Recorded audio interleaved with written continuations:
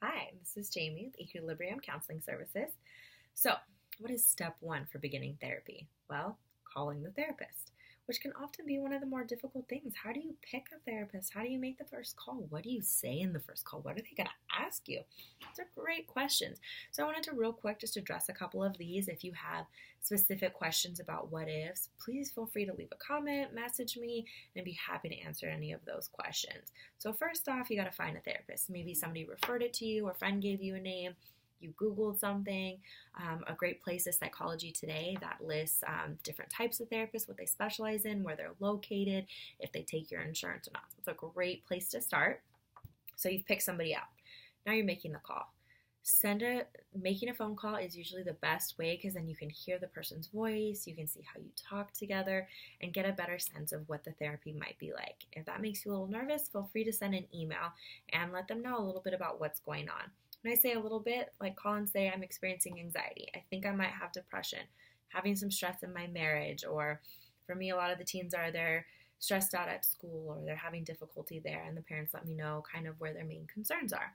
So if you let a therapist know just starting out that, you don't have to go into your full story. So that can be hard to open up to depending on where you are or what's going on. So it's a good starting place. Another thing the therapist is going to ask you about is your availability. Do your schedules match up? If your schedules don't match, it's not going to work. So let them know, hey, I can only come in on Wednesday evenings, or Friday mornings are ideal for me. Let the therapist help you figure out if that's going to be something that lines up and is ideal. Another thing that's going to be asked about is you're going to talk about fees or payments. Do you want to use insurance? Does that therapist take your insurance? Will it be out of network? Will it be a cash payment? Is it a copay? And figure out how they set that up. Therapy should be something that is feasible and financially work in your situation. But also remember, this is an investment in you and an investment in your health. It's not going to be cheap, and you're not going to find a great deal or discount, because this is really important stuff. This is like your psyche. This is your person. There's going to be a cost to it, and you're investing in yourself. That's usually worth it. But there are a variety of therapists and clinics and settings that may be able to have the financial situation that fits you best. And ask the therapist that. Ask if they have referrals. You're allowed to try on a couple different therapists. Not everyone is going to be the right fit for you, and that is okay. Some people, you can come to me, do one session with me, and say, hey, I'm going to go see this therapist, see if that's a good fit.